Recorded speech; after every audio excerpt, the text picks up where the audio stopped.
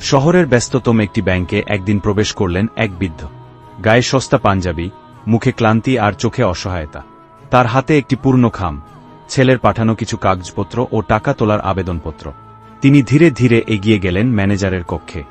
Sir, আমার ছেলে বিদেশে কিছু টাকা পাঠিয়েছে, খুব দরকার ছিল, তাই নিজে এসেছি, বৃদ্ধ কাপা গলাজো বললেন। ম্যানেজার উপহাস করে তাকিয়ে বললেন, বুড়ো, এটা কি তোমার বসার জায়গা? তোমার ছেলের টাকা তুই ভিখারির দেখাচ্ছিস আর বলছিস ছেলেকে বিদেশ পাঠিয়েছিস? বৃদ্ধ মাথা নিচু করে বললেন, ছেলে আমার চাকরিজীবী, আইএএস অফিসার, নাম তার অর্জন দেবনাথ। এই নাম শুনে ম্যানেজার হেসে উঠল। আহা, আইএএসের বাপ ভিখারির কোকে হয় কিভাবে শুনি তো। হোমগার্ডকে ডেকে চিৎকার করে বললেন, এই লোকটাকে তারাও এখান থেকে, লাথি মেরে বের করে দাও। হোমগার্ড বৃদ্ধকে ঠেলে বাইরে ফেলে দিল। বৃদ্ধ মাটিতে পড়ে গেলেন, তার খাম ছিঁড়ে ছড়িয়ে পড়ল কাগজগুলো। চারপাশের লোক চুপ, কেউ এগিয়ে এল না।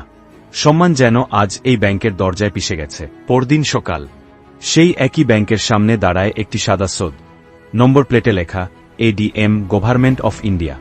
গাড়ি থেকে নেমে এলেন একজন সুদর্শন, তীক্ষ্ণ দৃষ্টির ব্যক্তি। তার পরনে কালো কোট, হাতে সরকারি ফাইল, সঙ্গে একদল নিরাপত্তারক্ষী।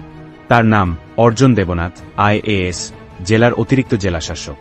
তিনি সোজা ব্যাংকের ভেতরে প্রবেশ করেন। চুপচাপ একরকম ঘূর্ণির মতো পৌঁছে যান ম্যানেজারের রুমে।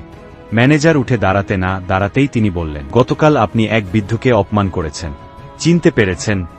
স্যার, আমি জানতাম না, কাপা কণ্ঠে বলল ম্যানেজার। তিনি আমার বাবা, বললেন অর্জন কঠিন গলায়। আপনি একজন সাধারণ নাগরিককে লাথি মেরে বের করে দিয়েছেন। এটা শুধু অপমান না, এটা মানবতার অপমান। আজ তার জবাব পাবেন আপনি, আইনের হাতে। এরপর পুলিশ প্রবেশ করে ম্যানেজারকে গ্রেফতার করা হয় দুর্ব্যবহার, দায়িত্বে গাফিলতি ও হেনস্তার অভিযোগে। সেদিন সন্ধ্যা, অর্জন বাবার পাশে বসে চুপ করে থাকেন। হঠাৎ বাবার কাপা কণ্ঠ শুনে ওঠে, তুই তো বড় অফিসার, আজ আমার অপমানের বদলা নিয়েছিস। অর্জন বাবার পায়ে মাথা রেখে বলেন, আপনার মতো বাবার সন্তান হতে পেরেছি, এটাই আমার সবচেয়ে বড় পরিচয়। তো বন্ধুরা, সম্মান গায়ের জামা দেখে নয়, মানুষকে মানুষ ভাবার শিক্ষা নিয়েই এগিয়ে যেতে হয়। একজন বৃদ্ধকে আপনি যত ছোট ভাবেন, হতে পারে তার ছেলেই দেশের একজন বড় দায়িত্বশীল কর্মকর্তা। সম্মান করতে শিখুন, কারণ একদিন সেই সম্মানই আপনার পরিচয় ঠিক করবে। ভিডিওটি দেখে যদি কিছু শিখতে পেরেছেন তাহলে একটি লাইক করেন ও ভিডিওটি কেমন লেগেছে কমেন্ট করেন।